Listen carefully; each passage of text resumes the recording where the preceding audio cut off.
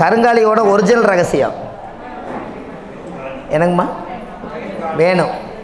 ஏன்னா இப்போ டெண்டரில் இந்த கருங்காலி பற்றி நிறையா பேட்டி, அதை வச்சுருந்தா என்ன பலன், இது எல்லாமே ஒரு சில பேர் கேட்குறாங்க. ஆனால் இந்த ரகசியத்தை நீங்கள் தெரிஞ்சிட்டா இன்னும் நல்லா இருக்கும்ல. அந்த கருங்காலியோட அந்த வின் பவர், ஒரிஜினல் பவர் அது வேணும் இல்லைங்களா. ஏன்னா ஆதிகால பரிகாரத்தில் காலையில் 6 மெசேஜ் போட்டாங்க, ஐயா இவ்வளோ பரிகாரம் சொல்கிறீங்க, அந்த ஆதிகால பரிகாரத்தில் கருங்காலி பற்றி எல்லாம் டெண்டர் போகுது, நீங்கள் அதை கொஞ்சம் யூகிச்சு சொல்லுங்கள் அப்படின்னாங்க. கருங்காலி பற்றி கொஞ்சம் பேசிடலாம். கருங்காலின்னு இதுக்கு உயிரோட்டம் இருக்க மாட்டேங்குது பாருங்கள், கையில் வந்துருச்சு. ஒரு விஷயத்தை நல்லா தெரிஞ்சுக்கங்க, அந்த காலத்தில் என்னங்க ஐயா பாக்கியாதிபதி எல்லாம் வந்துருச்சுங்க. எதுவுமே வேண்டாங்கிறவங்களுக்கு எல்லாமே வந்துடும், எல்லாம் வேணுங்கிறவங்களுக்கு வராது. என்னங்க ஐயா ஆமாம் கண்டிப்பாங்க. இப்போ ஐயா உங்கள் பேர் சொல்லுங்க ஐயா, நட்சத்திரங்க ஐயா நீங்கள்? பரணி கிருத்திகை ரோகிணி மிருகசீரிஷம். உங்களுக்கு 4வது நட்சத்திரத்தை இயக்குறீங்க. அவர் அந்த ஹோட்டலில் ரூம் சூப்பர் இல்லை. ஐயாவுக்கு வந்து மிருகசீரிஷ நட்சத்திரம் தான் கருங்காலி, கரெக்டுங்களா? அம்மா தானே மாறி இருக்கா? மிருகசீரிஷ நட்சத்திரம் கருங்காலி, அவரோட நட்சத்திரத்துக்கு அது 4வது நட்சத்திரம். 4வது தாரை என்னம்மா?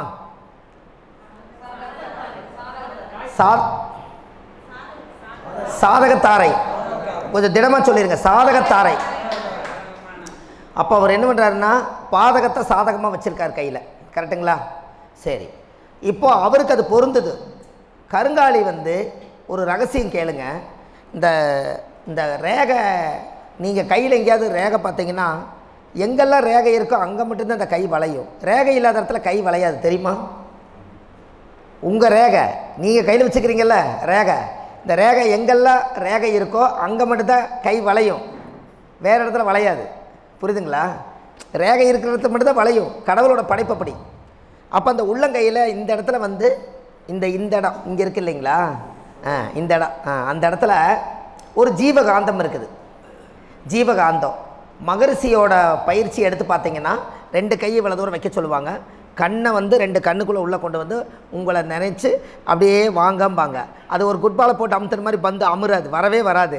அப்போ என்னென்னா இதோட ஜீவகாந்தமும் இதோட ஜீவகாந்தம் 180 டிகிரியில் கரெக்டாக ஸ்ட்ரென்த்தாக நின்றுக்கும்.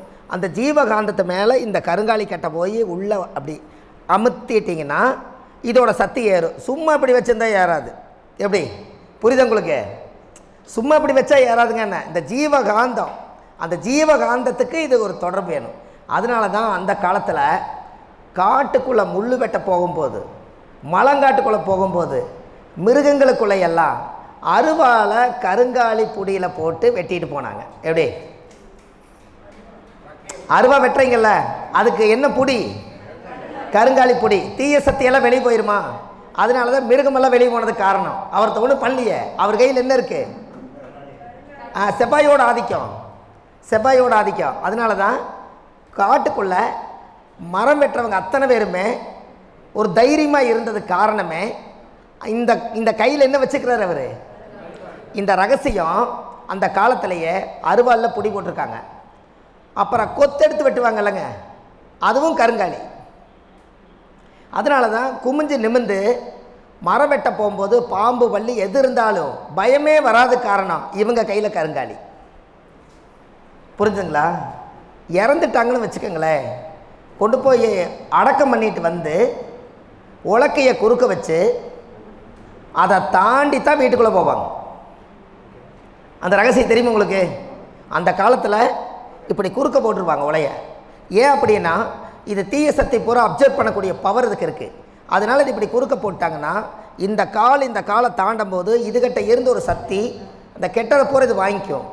வீட்டுக்குள்ளே போகும்போது அந்த தீட்டு உள்ளே படாது. அதனால தான் அடக்கம் பண்ணிட்டு போகிறக்கு குறுக்க வந்து அந்த காலத்தில் கருங்காலியை உலக்கை போடுவாங்க, கருங்காலி உலக்கை போடுவாங்க. ஒரு பொண்ணுக்கு சீர் பண்ணாங்கன்னா எங்கே போடுவாங்க? கீழேயா? சேர்க்கடிலையா? என்னங்கம்மா போடுறாங்க? ஏன்னா அந்த பொண்ணுடைய டைம் ஆனதுனால அதோட கவிச்சி, அதோட ஸ்ட்ரென்த்து, அதோட இதுக்கு தீய சக்தி பேய் பெசாது காற்று கருப்பெல்லாம் வயசு பிள்ளைக்கு மல்லிகைப்பூ வச்சா பேய் பிடிக்குன்னு சொன்னது காரணமே இதுதான். பிள்ளை மத்தியான நேரத்தில் மல்லிகைப்பூ வச்சு போகாத பேய் கூட வருன்னாங்கல்லங்க, இதெல்லாம் இப்படி சொல்லி வச்சாங்க. அப்போ அப்படியெல்லாம் வரும்போது கருங்காலி உலக்கை கொடுக்க போட்டால் சீர் முடிய வரைக்கும் தீய சக்தி வெளியே நிற்குமா, உள்ளே வராதான். முன்னோர்கள் எப்படி யோசிக்கிறாங்க பாருங்கள். அதே போல் கெரானம் பிடிப்பாங்கல்ல, கெரானம் அன்ன தண்ணிக்கு இது உலக்கையை தண்ணியை கொஞ்சம் ஊற்றி வச்சு உலக்கை இப்படி வச்சிங்கன்னா அந்த கெரானம் பிடிச்சிருச்சுன்னா தண்ணியும் இந்த உலக்கை அப்படியே நின்றுக்கும். எப்போ கெரானம் மேலே பிடிச்சி விடுதோ அப்போ உலக்கை கீழே விழுந்துடும். எப்படியெல்லாம் ஒரு அதிசயம் பாருங்கள், மிஷினே இல்லாத காலத்தில். அப்போ இதெல்லாம் பண்ணிக்கிறாங்களா இல்லைங்களா? சரி, கருங்காலி மாலை இப்படி கழுத்தில் போடுங்கன்னு சொல்கிறாங்க இல்லையா? கருங்காலி மாலை இப்படி போடா, இந்த இடத்துல அந்த ஹார்ட் இருக்குது பார்த்தீங்களா, அது உரசுற மாதிரி போடணும். அது விஞ்ஞானம். ஏன் சொல்லுங்கள் சார்? ஹார்ட்டு உரசுற மாதிரி போடணும். இதய துடிப்பு எங்கே இருக்கோ அந்த நேரம் அது வரைக்கும் போடணும், இது வரைக்கும் போடக்கூடாது. செம, மணிமேகலம்மாவுக்கு ஒரு கை தட்டிருங்க. கடகம் என்பது நெஞ்சு, அந்த இடத்துல செவ்வாய் நீசம். இந்த இதய துடிப்பு கம்மியாக இருந்தாலும் இந்த செவ்வாயோட ஆதிக்கம் பட்டா ஸ்ட்ரென்த்து கிடைக்கும், இதய துடிப்பு நல்லா இருக்கும். அதனால அது போட சொன்னாங்க. கரெக்டுங்களா? விஞ்ஞானம் எப்படி வளருதுன்னு பாருங்கள்.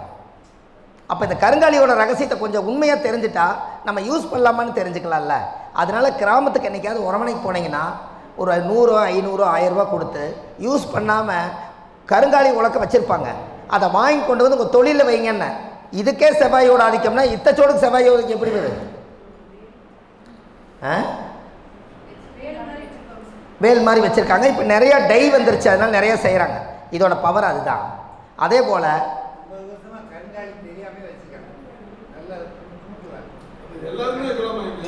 ஐயா ஒன்று சொல்கிறேன், நல்லா கேளுங்க.